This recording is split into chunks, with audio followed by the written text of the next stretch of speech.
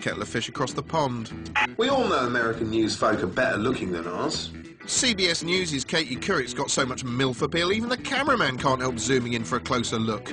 They're also big characters, and with big characters comes big ego, and with big ego comes big squabble.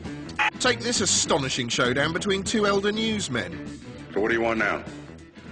Well, if I have to teach you how to be a reporter, Ollie, I'll do that later. Oh, why don't you do that later, Jim? I think the lady expressed herself, and you're not here, you're there. Is there any question you'd like me to ask her? And no, I'll give you lessons on how to become a reporter later. I'll give you some lessons on how to be an editor, because I was your boss once. Yeah, you were, and are no longer. How did that happen?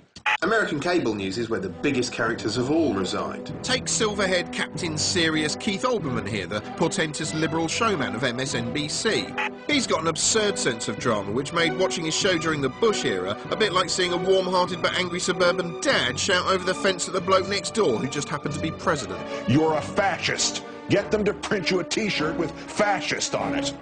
Still, in terms of raw drama, the fair and balanced newsmen of dystopian future sci-fi satirical shouty porn sledgehammer channel Fox News win out every time.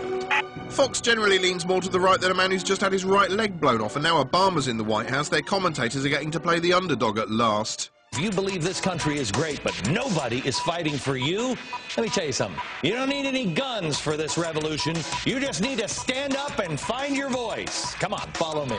Although it's a curious kind of underdoggery where they complain about liberal bias in the media one moment and then brag about their cable dominance the next. Now, to a dumb foreigner like me, all the Fox anchors look like characters in some 80s frat house comedy. Oh, wait, dear.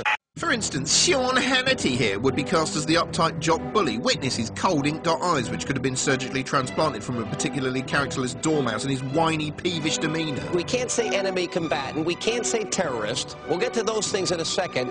Now we're not going to use the term illegal immigrant? The disapproving high school principal would have to be Bill O'Reilly, moralising about permissive society one minute. The Woodstock generation thought it was cool to get stoned. And chortling about lady bumps the next. Their pitch is beach-friendly, if you know what I mean, and we believe they are patriots. When there's no tits to dribble over, Bill kills time by boasting about his ratings. Judging from our enormous ratings, I think we've been successful in doing that.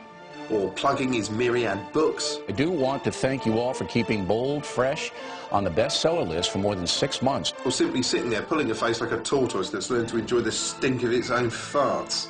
But his primary characteristic is anger. Bill gets